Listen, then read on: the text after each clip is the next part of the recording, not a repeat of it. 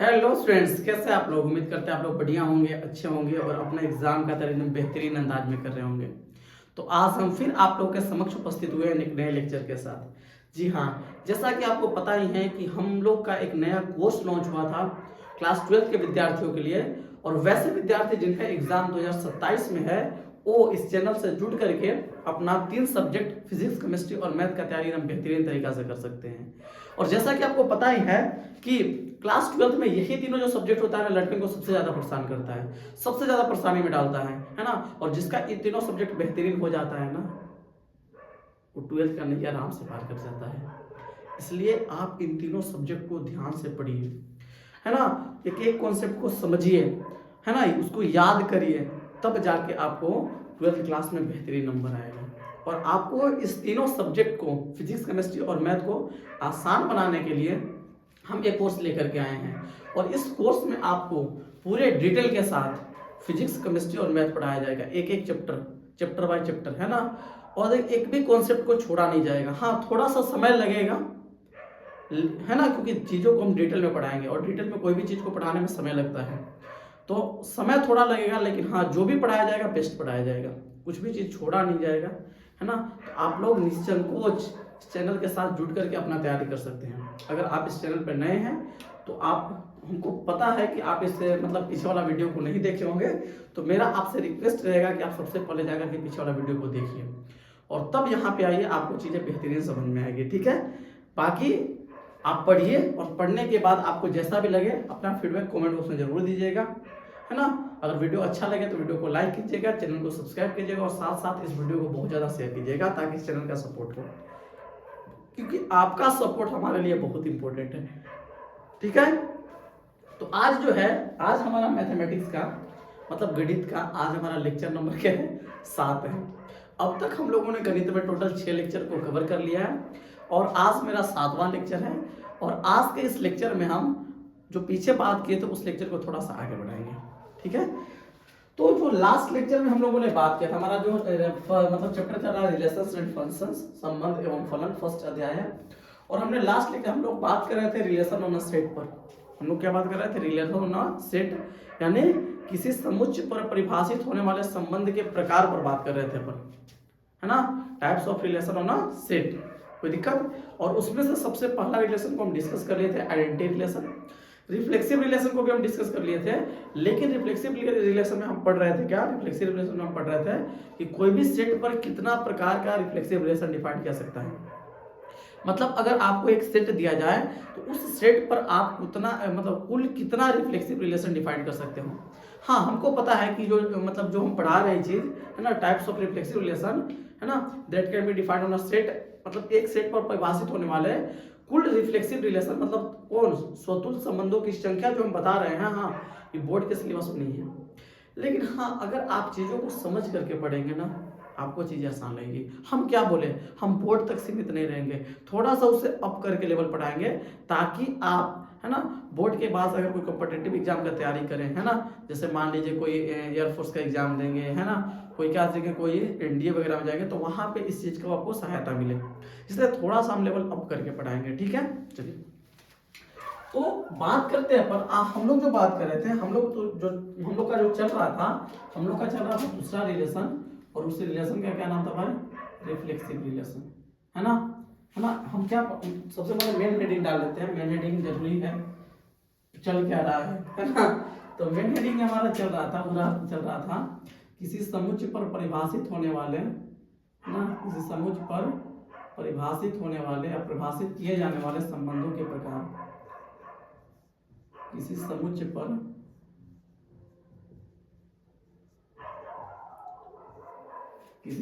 पर परिभाषित किए जाने वाले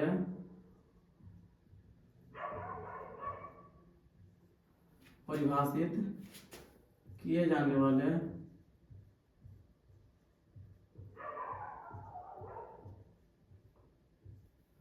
किए जाने वाले संबंधों के प्रकार,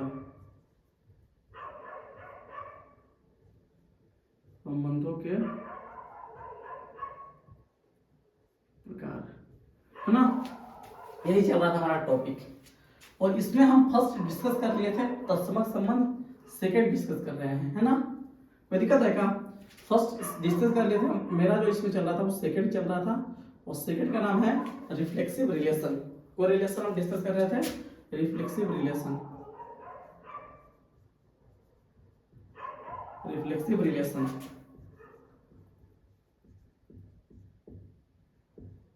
ठीक है ना?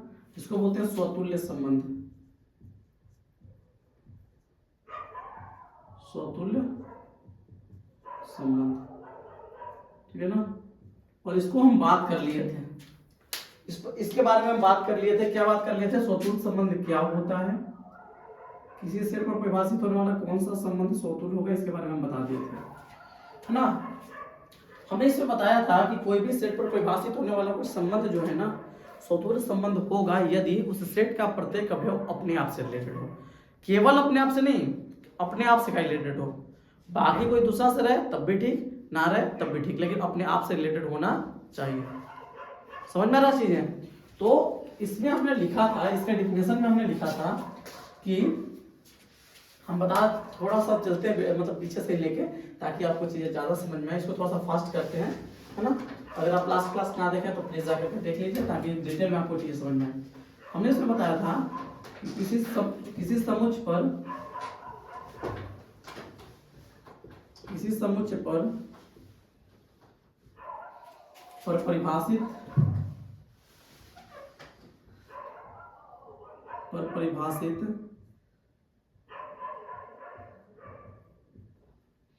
है ना होने वाला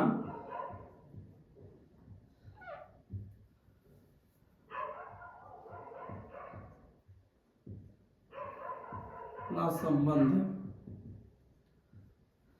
किस समझ पर परिभाषित होने वाला संबंध है ना, स्वतुल्य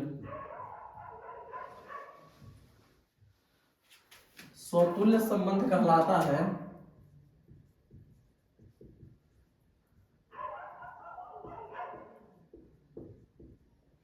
स्वतुल्य संबंध कहलाता है यदि उस समुच्चय का प्रत्येक अवयव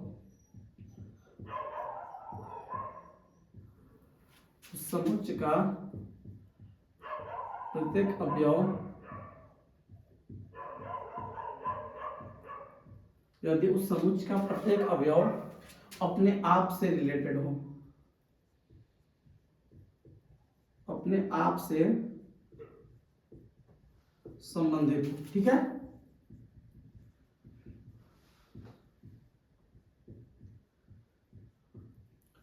क्लियर है चीजें?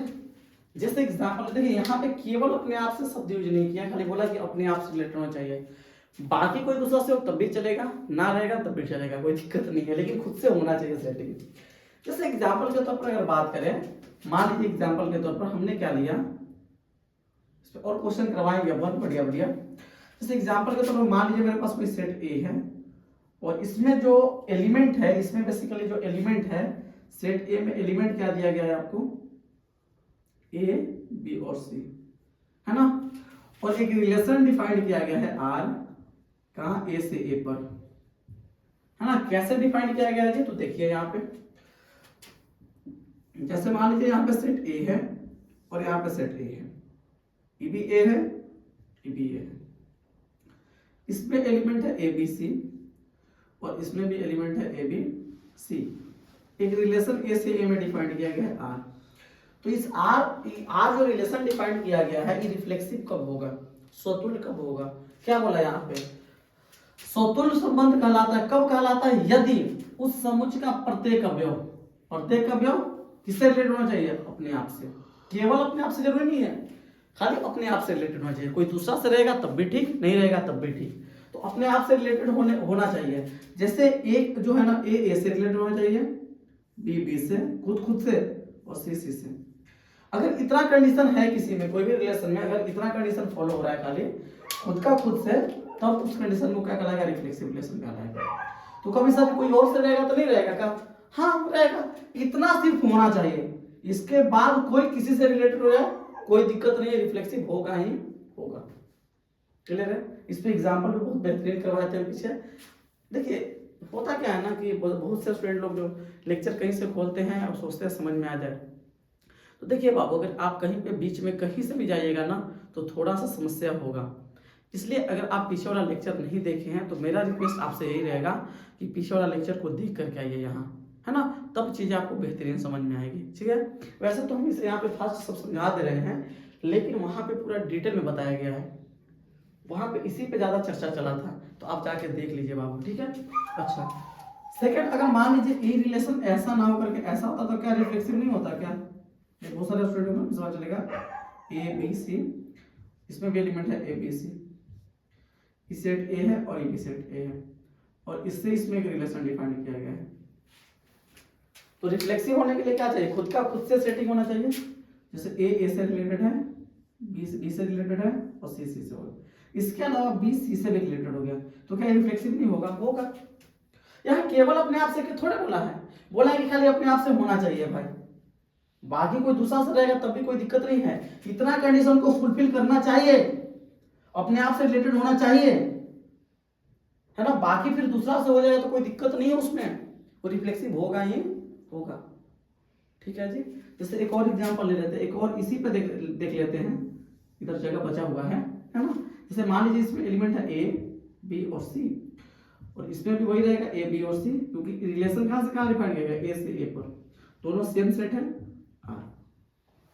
अगर इसमें ऐसा होता ए से रिलेटेड हो जाता, बी से रिलेटेड हो जाता, है ना, और वैसे बी सी से रिलेटेड हो जाता है ना, सी बी से रिलेटेड हो जाता, लेकिन लेकिन लेकिन सी सी से रिलेटेड नहीं होता, तो क्या ये रिफ्लेक्सिव होगा क्या? बताइए, रिफ्लेक्सिव होगा क्या? जैसे आप रिलेशन का नाम दीजिए, जैसे मान लीजिए डिफाइंड किया गया रिलेशन ए से में एक R1 डिफाइंड किया गया, तो ये R1 हो गया, ये डिफाइंड किया गया R2 और डिफाइंड किया गया R3, तो ये भी रिफ्लेक्सिव है, ये रिफ्लेक्सिव है, ये भी रिफ्लेक्सिव है। बताइए ये रिफ्लेक्सिव होगा क्या?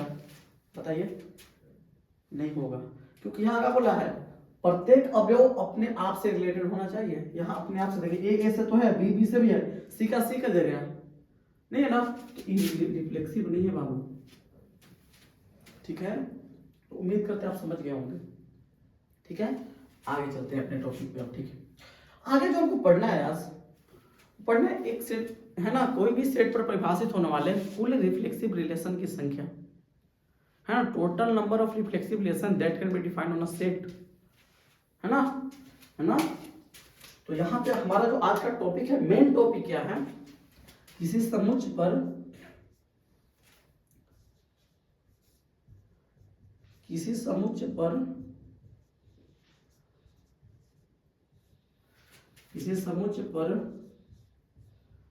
परिभाषित किए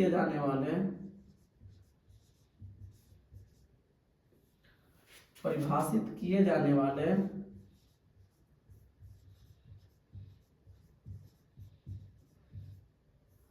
हाँ, किसी समुच्चय पर परिभाषित किए जाने वाले कुल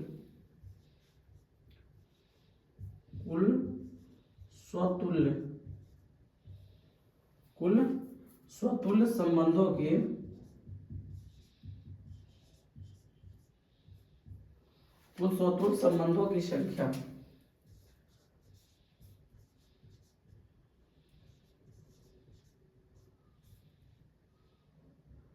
आज हमारा ये टॉपिक है। ठीक है जी, देखते हैं इसको एक एग्जांपल के थ्रू डिस्कस करते हैं, फिर इसका जनरल फॉर्म लेंगे। ठीक है, पहले एग्जांपल के थ्रू डिस्कस कर लेते हैं और तब हम इसका क्या लेंगे? जनरल फॉर्म लेंगे। सही है जी। तो अगर आप ध्यान से देख रहे होंगे, एग्जांपल के थ्रू अगर इसको डिस्कस करें अपन, तो जैसे मान लीजिए मेरे पास कोई समुच्चय है। देखिए एग्जांपल के थ्रू डिस्कस करेंगे तो हमको क्या करना पड़ेगा? कोई एग्जांपल से डिस्कस करना पड़ेगा, है ना।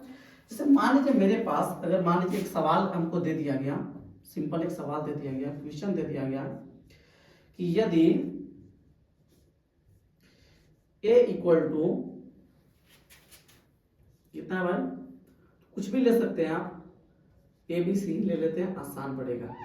मतलब आसान क्या पड़ेगा? एलिमेंट ए ले लेते हैं, हमको तो सीखने से मतलब है। यदि a equal to A B C, है ना, a इक्वल टू क्या? ए बी सी हो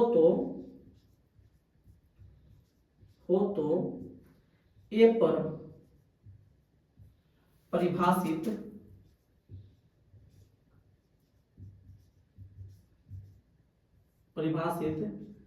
किए जाने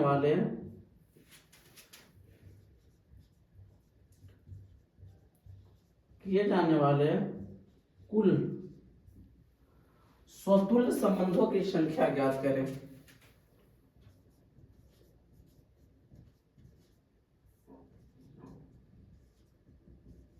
कुल स्वतुल्य संबंधों की संख्या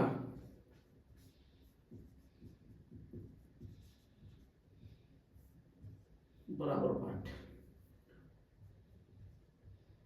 मान लीजिए सवाल हमें अब देखिए बहुत सारे स्टूडेंट इसको देखेंगे कंफ्यूज हो जाएंगे, भाई क्या कैसे निकालना है, total number of reflexive relation कैसे निकलेगा। आराम से समझिए, कोई घबराहट नहीं है। अगर आप ध्यान से देखेंगे, हमको सेट ए दिया गया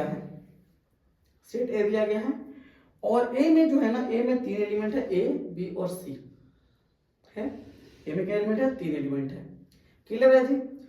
तो अगर कोई भी रिलेशन को स्वतुल्य होना है तो इतना तो कंफर्म है कि खुद से रिलेशन होना तय है, खुद से सेटिंग होना चाहिए ना, है कि नहीं बात। तो आराम से अगर देखेंगे, इसका अगर सॉल्यूशन देखें, आराम से समझते चलिए धीरे धीरे। देखिए हम बताए थे क्या कि कोई भी सेट पर अगर रिलेशन डिफाइन होगा तो रिलेशन का मतलब क्या है? रिलेशन का मतलब होता है कोई भी, अगर मान लीजिए सेट ए से बी पर कोई रिलेशन डिफाइन होता है तो वो कार्टेशियन प्रोडक्ट बी का एक सबसेट होता है। तो अगर सेट ए से ए पर रिलेशन डिफाइन होगा तो ए कार्टेशियन प्रोडक्ट ए का ही सबसेट होगा ना, होगा नहीं होगा? बिल्कुल होगा।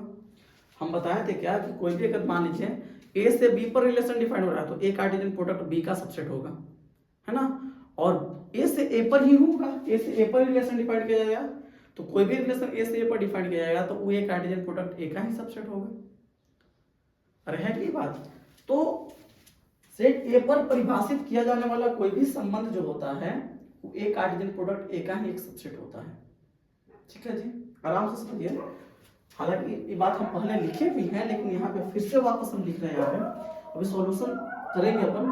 अभी क्या बता रहे हैं कि चूंकि है ना, हम यहाँ पे एक पॉइंट बता रहे हैं, बहुत बेहतरीन पॉइंट है ना। इसका सॉल्यूशन हम बाद में करते हैं, अभी रुकिए। यहाँ पे एक बहुत ही बेहतरीन पॉइंट लिख रहे हैं आप लोगों के लिए, है ना, ये जरूरी भी है और तब इस क्वेश्चन पे प्रोसीड कर जाएंगे, है ना।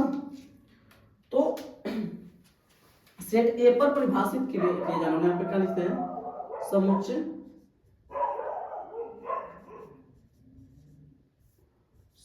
ए पर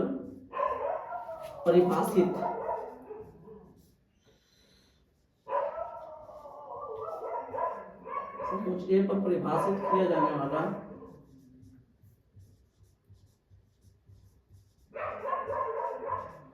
समुच्चय ए पर परिभाषित किया जाने वाला कोई भी संबंध,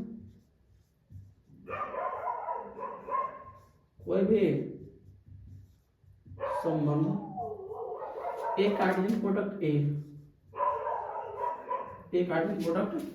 ए का ही एक उप समुच्चय होता है,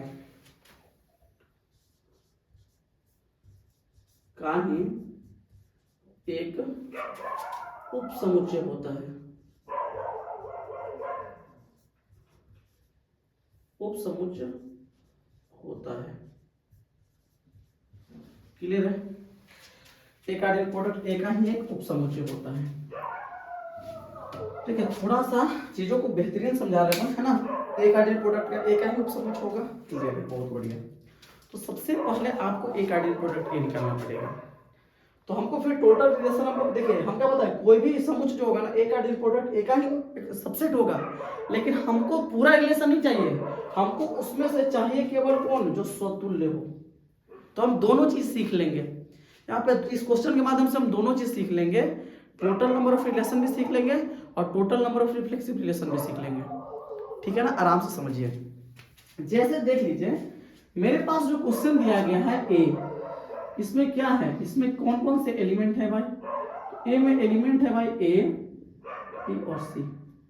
सही है, मतलब number of element in set ए जो है ना, number of element in set ए का हुआ है भाई 3 हुआ है। सही है। और number of element in set A 3 गो है, तो number of element in A cartesian product A का होता है बताइए, इसलिए नंबर ऑफ एलिमेंट इन क्या होगा, number of element in A cartesian product A कितना होगा भाई, तो number of element in set A गुना number of element in set A ना होता है, या इसका स्क्वायर भी कर सकते हैं आप डायरेक्ट, तो कितना हो जाएगा 3 गुना 3, 3 गुना यही तो होगा, कितना होगा 3 गुना 3 इक्वल टू 9। मतलब सेट ए में कुल कितने एलिमेंट है 9 गो, और अगर सेट ए में सॉरी ए कार्डियन प्रोडक्ट ए में 9 एलिमेंट है तो उसका कुल उपसमुच्चय क्या बनेगा 2 के पावर 9। कोई भी सेट में अगर n एलिमेंट होता है तो उसका उपसमुच्चय कितना बनता है 2 के पावर n। तो अगर ए कार्डियन प्रोडक्ट ए में अगर क्या एलिमेंट है 9 एलिमेंट है तो ए कार्डियन प्रोडक्ट ए का उपसमुच्चय क्या बनेगा 2 के पावर 9, और जब 2 के पावर 9 को उपसमुच्चय बनेगा तो वही 2 के पावर 9 उसका क्या होगा 2 के पावर 9 उसका क्या होगा कुल संबंधों की संख्या होगा, है ना। तो इसलिए क्या हो जाएगा, इसलिए सेट ए पर परिभाषित किए जाने वाले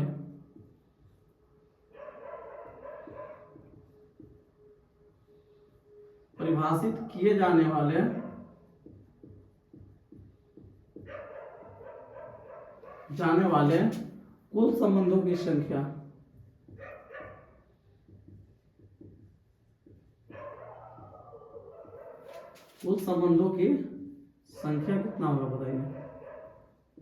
देखिए अभी कितना, तो जितना इसका उपसमुच्चय बनेगा कितना बनेगा जी, तो 2 के पावर 9, 2 के पावर कितना बनेगा 9। हालांकि इसका हम डायरेक्ट फॉर्मूला बताएंगे, अगर आप पिछले वाला लेक्चर देखोगे तो आपको समझ में आ रहा होगा।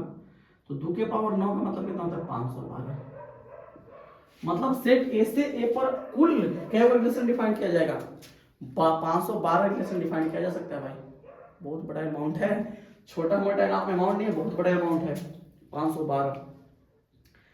लेकिन हमको ही नहीं पूछा, हमको पूछा कि कितना रिफ्लेक्सिव है उसमें से कुल, ठीक है कुल 512 रिलेशन है, इधर लिख देते हैं थोड़ा सा, है ना, इधर जाकर हम क्या कर लेंगे 512 कुल रिलेशन 512 डिफाइन किया जाएगा। लेकिन इस 512 रिलेशन में से कितने ऐसे रिलेशन है जो रिफ्लेक्सिव हैं, स्वतुल्य हैं, उसको हमको पकड़ना है, उसको हमको देखना है, ठीक है, समझते हैं चीजों को, ठीक है।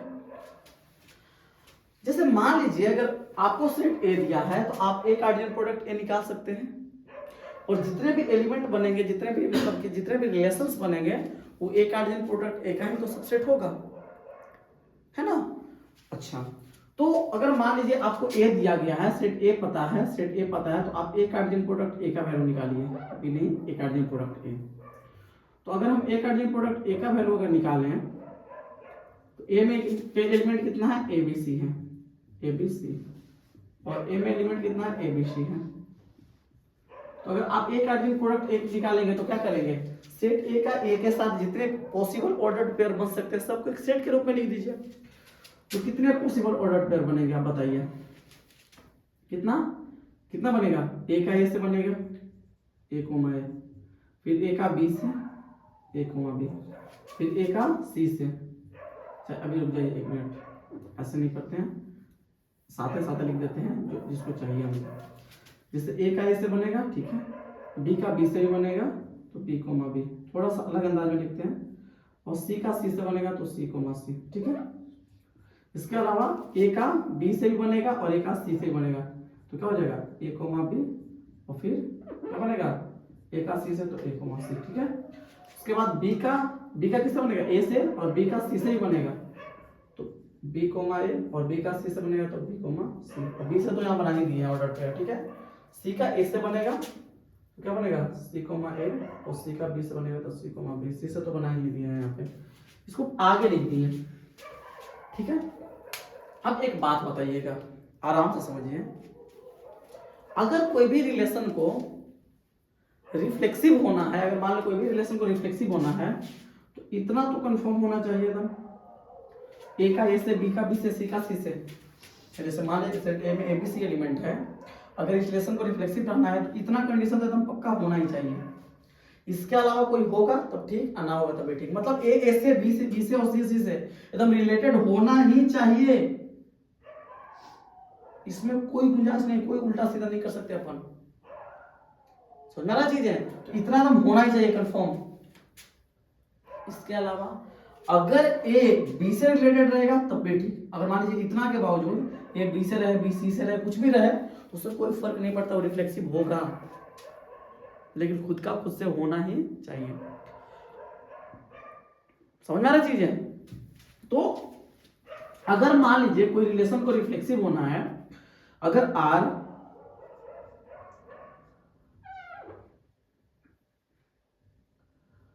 अगर सेट ए पर परिभाषित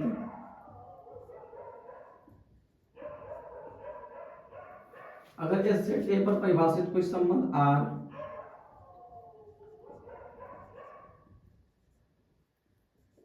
आर क्या हुआ, रिफ्लेक्सिव है,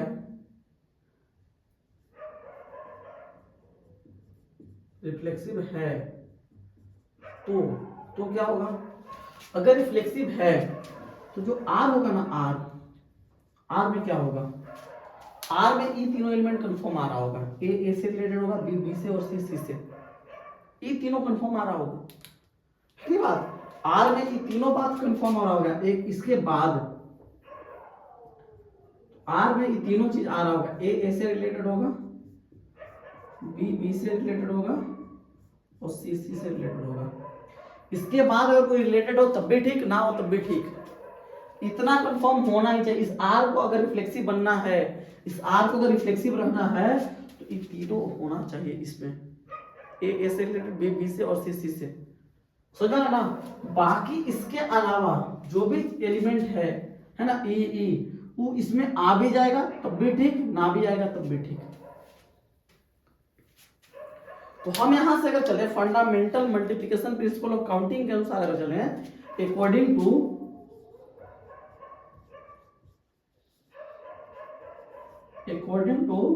फंडामेंटल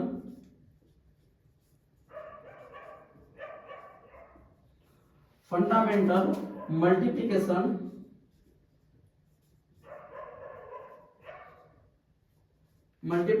प्रिंसिपल ऑफ काउंटिंग।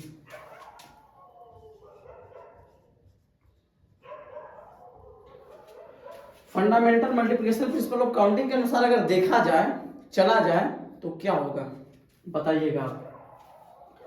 अगर इस रिलेशन को रिफ्लेक्सिव रहना है, आराम समझिएगा, रहना है तो क्या करेंगे, इतना तो कंफर्म आना चाहिए, इसमें कुछ दिक्कत नहीं है। बाकी का जो ई एलिमेंट है इसमें आएगा तब भी रिफ्लेक्सिव होगा और नहीं है तब भी रिफ्लेक्सिव है। मतलब इसके कॉरस्पॉन्डिंग कितने पॉसिबिलिटी है, कितने पॉसिबिलिटी यहाँ पे देखिए। Fundamental multiplication principle of counting है ना, पढ़ना है क्लास 11th के परम्यूटेशन एंड कॉम्बिनेशन चैप्टर में। ठीक है, अगर आप पढ़े होंगे तो ठीक है, वहाँ पे एंड का मतलब बताया जाता है, मल्टीप्लाई होता है। ठीक है ना, तो वही प्रिंसिपल का यूज करके अपन आगे बढ़ते हैं। ठीक है, तो यहाँ पे अगर देख रहे हैं टोटल नंबर ऑफ रिलेशन देखा जाए तो क्या हो जाएगा, आराम से समझिएगा। उसके अनुसार अगर चले तो आराम से देखिएगा, इसके कॉरस्पॉन्डिंग क्या पॉसिबिलिटी है, इसके कॉरस्पॉन्डिंग तो अगर इसमें आएगा तब भी रिफ्लेक्सिव होगा और नहीं है तब भी रिफ्लेक्सिव है। मतलब इसके कॉरस्पॉन्डिंग दो पॉसिबिलिटी, एंड इसके कॉरस्पॉन्डिंग में दो पॉसिबिलिटी, ये आएगा तब भी रिफ्लेक्सिव रहेगा और नहीं है तब भी रिफ्लेक्सिव है। इसके कॉरस्पॉन्डिंग में दो पॉसिबिलिटी, इसके कॉरस्पॉन्डिंग में क्या पॉसिबिलिटी, इसके कॉरस्पॉन्डिंग दो हो गया, इसके कॉरस्पॉन्डिंग में दो। अगर ये नहीं है इसमें तभी रिफ्लेक्सिव है और अगर ये आ जाएगा तभी रिफ्लेक्सिव होगा। तो इसके कॉरस्पॉन्डिंग में दो पॉसिबिलिटी, और ऐसे करते करते है ना, इसके तीनों के कॉरस्पॉन्डिंग में दो पॉसिबिलिटी होगा। मतलब यहाँ पर देखेंगे हम तो 2 के पावर कितने हो जाएंगे, 6, 1 2 3 4 5 6, और 2 के पावर 6 का मतलब कितना होता है बताइए, 2 के पावर 6 का मतलब 64। सही है, 2 के पावर 6 का मतलब 64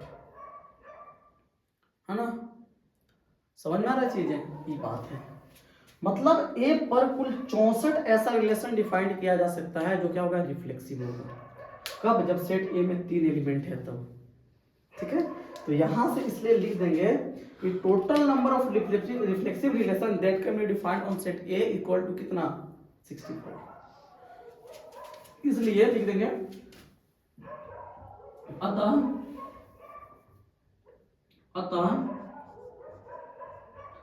सेट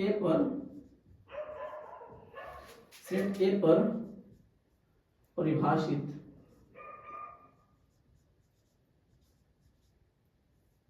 अतः सेट ए पर परिभाषित किए जाने वाले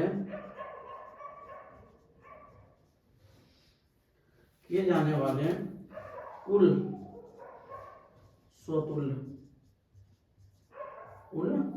स्वतुल्य संबंधों की संख्या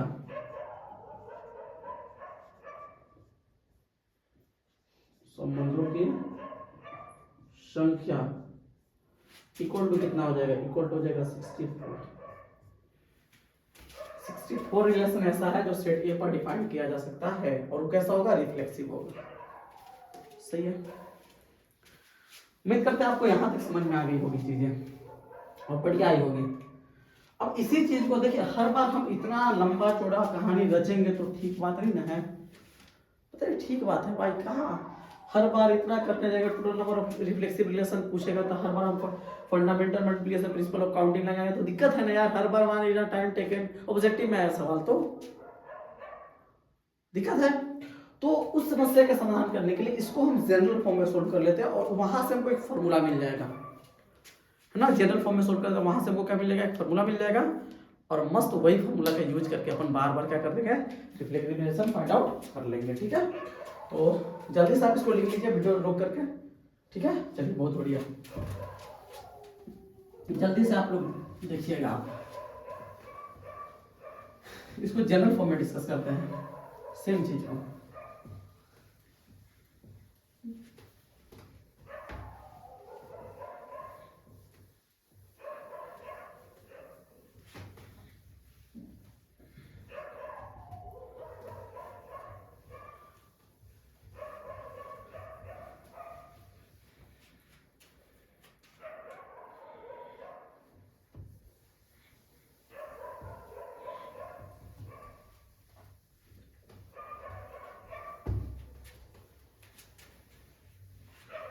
देखिए, तो बात करते हैं अपन, क्या बात करते हैं?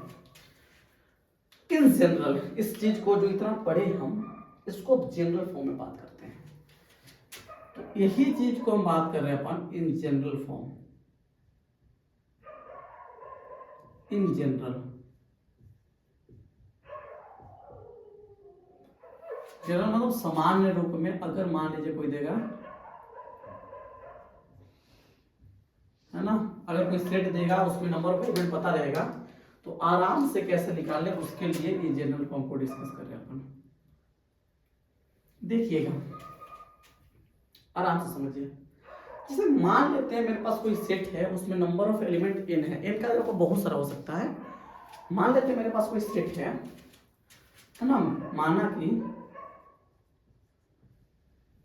कि ये एक समुच्चय है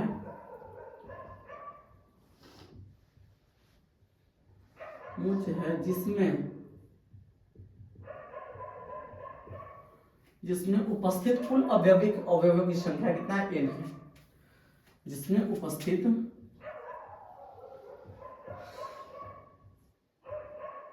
कुल अवयवों की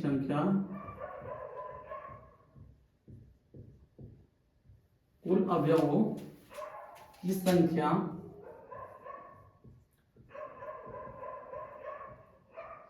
कितना n है, मान लीजिए। सही है जी। तो हमको इस पे निकालना है, मतलब नंबर ऑफ मतलब क्या है कि number of element in set ए जो है ना, n को मान लिए हैं। ठीक है, अच्छा। तो हमको सेट ए पर परिभाषित होने वाला कुल रिफ्लेक्सिव रिलेशन चाहिए, स्वतुल्य संबंध निकाल सकते हैं। एक बात बताइएगा, आप लोग खुद बताइएगा, यही से थोड़ा सा उसको कनेक्ट करेंगे, आप बढ़िया कनेक्ट करेंगे एकदम। ठीक है, जैसे मान लीजिए यहाँ पे सेट ए में, और आप समझिएगा, देखिए ज्यादा टॉप हम इसको बनाएंगे भी नहीं, चीजों के एकदम स्मूथ करके पढ़ाएंगे। ठीक है, जैसे मान लीजिए यहाँ पे क्या है, यहाँ पे आप देख पा रहे होंगे कि यहाँ पे सेट ए में 3 एलिमेंट था। क्या एलिमेंट था? 3 एलिमेंट था।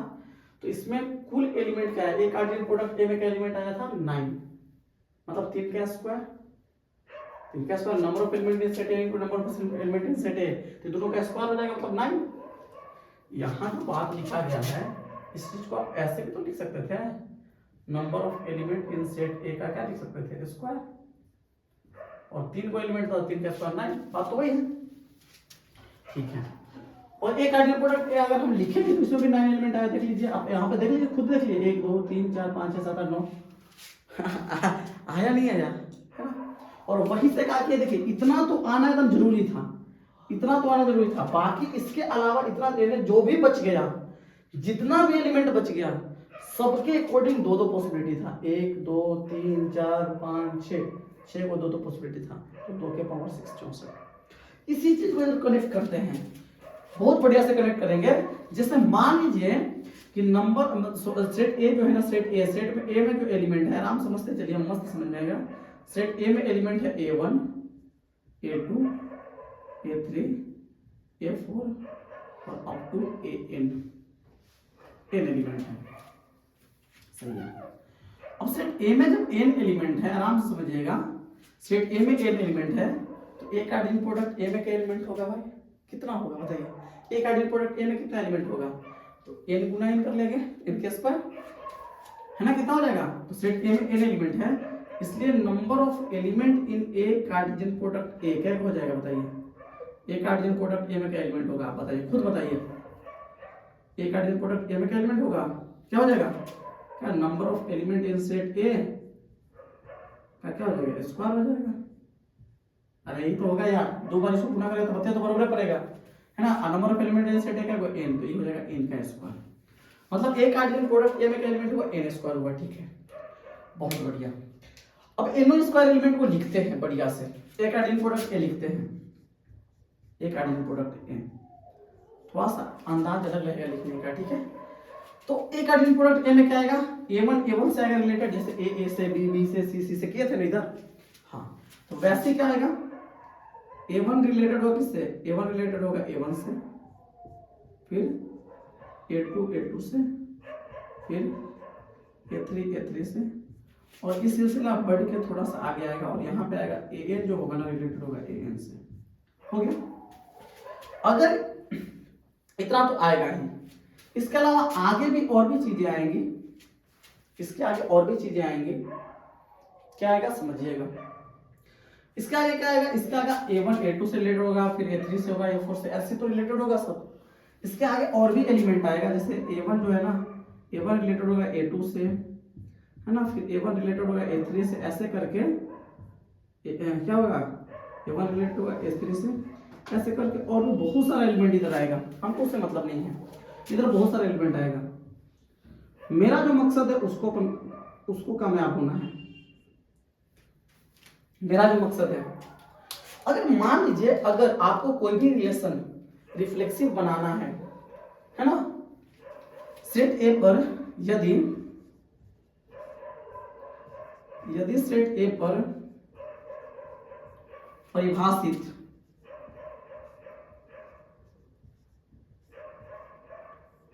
कोई संबंध R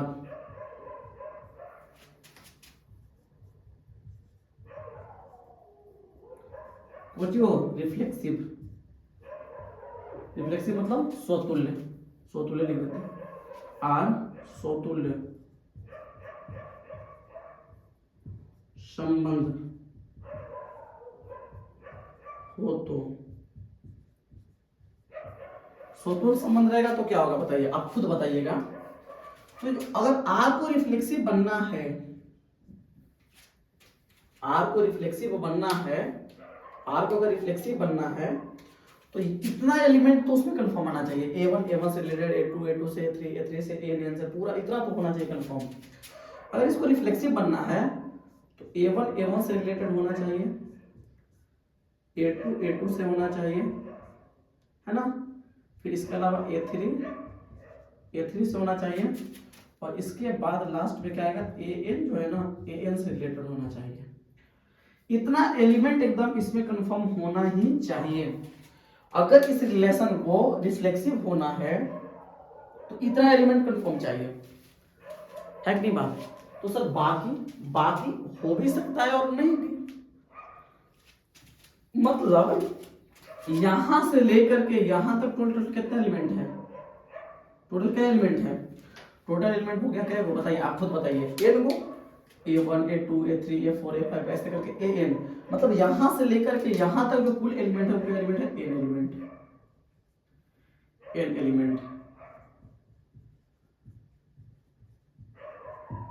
सही है, ये तो कंफर्म इसमें आना ही चाहिए।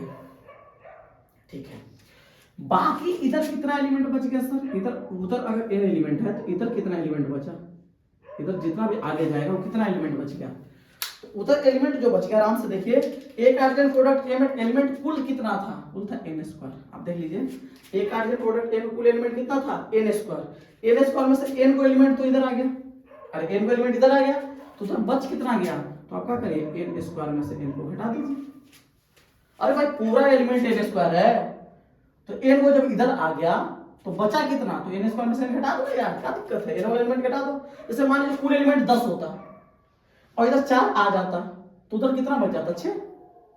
नहीं समझ में आया, तो वही प्रकार से अगर सेट ए में कुल एलिमेंट है n स्क्वायर, मतलब एक कार्टेशियन प्रोडक्ट ए में कितना एलिमेंट है, n स्क्वायर है, मतलब ई एक कार्टेशियन प्रोडक्ट ए, इसमें पूरा एलिमेंट कितना है, n स्क्वायर है, n स्क्वायर में से n एलिमेंट तो यहीं तक आ गया, a1 a2 a3 का n यहां तक तो आ गया n एलिमेंट, तो बाकी उधर कितना बच गया, तो n स्क्वायर में से n घटा देंगे। सही है, अच्छा अच्छा। अगर इस रिलेशन को रिफ्लेक्सिव होना है, आराम से समझिए, बहुत बढ़िया बता रहे हैं अपन, तो हम चलते हैं according to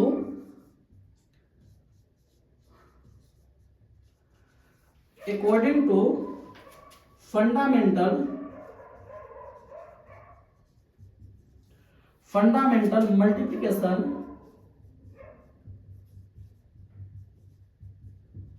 multiplication principle of counting.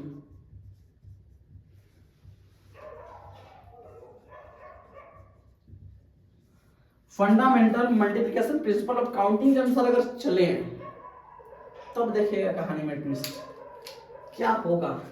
इतना एलिमेंट तो कंफर्म आना चाहिए इसमें रिफ्लेक्सिव बनने के लिए, इसको रिफ्लेक्सिव होने के लिए कि एन एलिमेंट है, आपको दिखना चाहिए, बिल्कुल दिखना चाहिए भाई, बिल्कुल एकदम एन एलिमेंट है, यहाँ एन लिखा गया है, यहाँ से यहाँ तक एन एलिमेंट है, दिख भी रहा होगा आपको, ठीक है ना, आपको चीजें दिखनी चाहिए।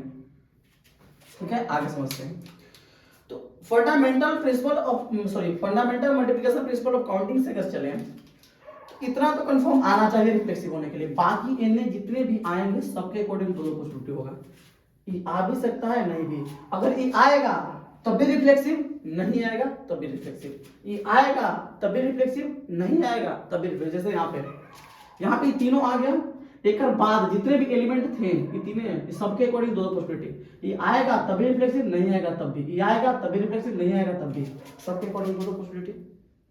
तो उसी प्रकार से इधर जितने भी एलिमेंट होंगे सबके अकॉर्डिंग कितने पॉसिबिलिटी होंगे, दो दो, और होंगे नहीं होंगे, तो दो दो पॉसिबिलिटी जब होंगे तो कितना आएगा, दो, इसके अकॉर्डिंग दो गो, इसके अकॉर्डिंग भी दो गो, उसके आगे उसके अकॉर्डिंग भी दो गो, और ऐसे ऐसे बढ़ते बढ़ते कितना दो दो पॉसिबिलिटी आएंगे जितने भी एलिमेंट होंगे। तो टोटल एलिमेंट इधर है कितना, n स्क्वायर माइनस n, तो कितना दो आएगा जी, n square minus n times n, जो पूरा दो आएगा यहां से लेकर के यहां तक जो पूरा दो आएगा तो कितना टाइम्स आएगा बताइए, कितना बार आएगा दो, तो आप बोलेंगे sir n square minus n times, इतना टाइम्स आएगा, कितना बार आएगा दो, इतना बार n square minus n times. अब एक बात बताइए, एक बार दो आता है तो दो के पावर एक, दो बार आएगा तो दो के पावर दो, है ना, तीन बार दो आ जाए तो तीन बार दो को गुणा करें तो दो के पावर तीन होता है ना, तो यहाँ पे क्या बार दो आया है, n स्क्वायर माइनस n बार, तो कितना हो जाएगा बताइए, दो के power n square minus n होगा ना। आप चाहें तो n कॉमन भी ले सकते हैं, तो हो जाएगा दो के power n into n minus one. Clear है, इतना रिफ्लेक्सिव रिलेशन होगा सेट ए पर डिफाइंड, है ना, इसलिए यहां पे क्या बोल देंगे, इसलिए बोल देंगे क्या बोलेंगे, इसलिए यहां से फॉर्मूला बोल देंगे, यहां से रिजल्ट क्या लिख देंगे, रिजल्ट लिखते हैं अपन, देखिए हड़बड़ाना कुछ नहीं है, आराम से अगर पढ़ रहे हैं तो पढ़ेंगे और बेहतरीन पढ़ेंगे,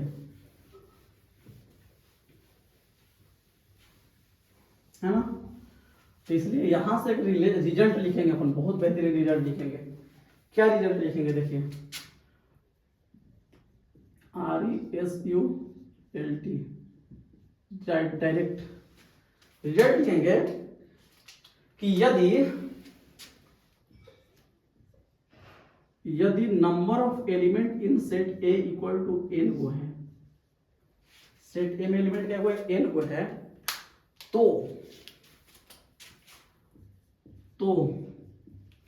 सेट ए पर परिभाषित, सेट ए पर परिभाषित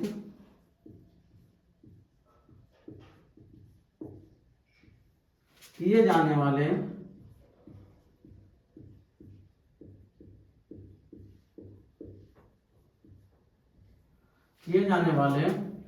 कुल स्वतुल्य संबंधों की संख्या,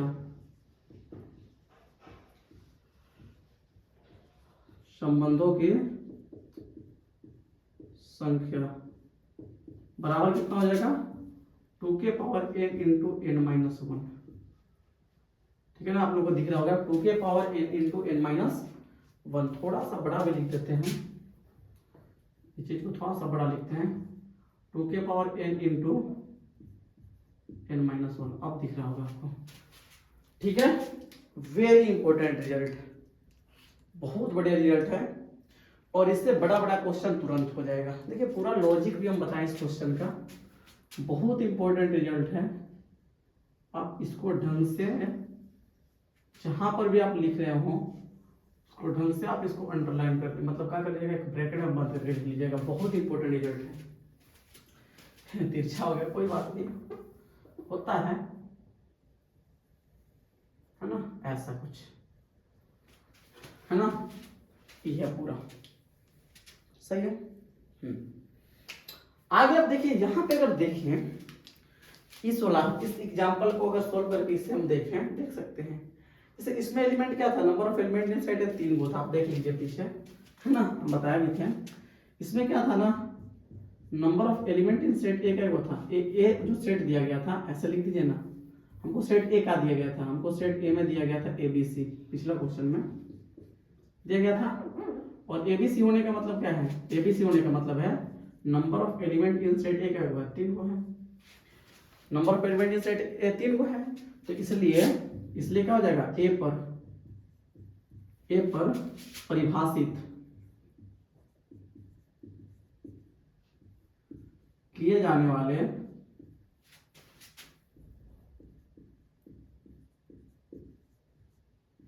वाले कुल स्वतुल्य संबंधों की संख्या, कुल स्वतुल्य संबंधों की